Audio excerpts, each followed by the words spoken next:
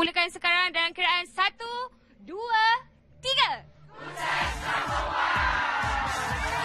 3. Dalam 35 tu, kalau di akhir jam itu saya tak ingat apa yang Freska dan juga Balkis lapor, berarti is almost useless.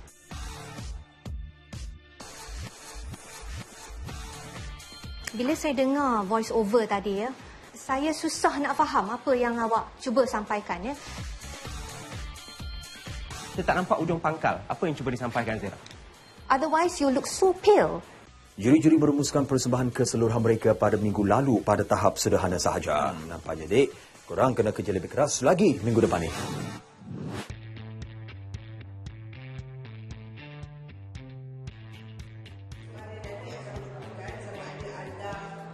Membuktikan anda adalah informasi dan khusus untuk bagi penonton.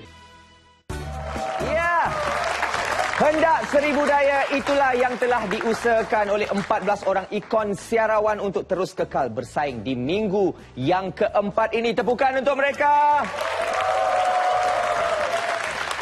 Saya Faris Aziz, tentunya mengalu-alukan kesetiaan anda penonton TV2 untuk terus bersama kami saban hari, saban minggu.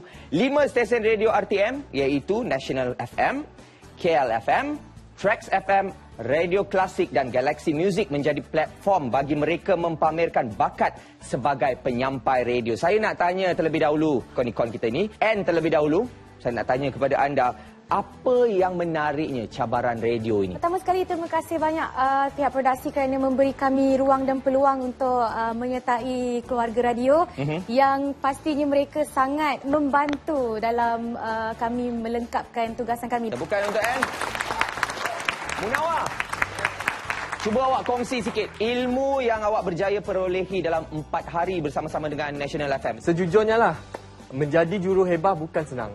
Agak susah untuk kita meyakinkan pendengar di luar sana hanya menggunakan suara kita. Okey. Kalau saya tutup mata, saya tak nampak muka Munawar, memang saya rasa dia macam wow macam tu. Apa khabar anda semua? Saya suka cara dia, saya suka. Baik.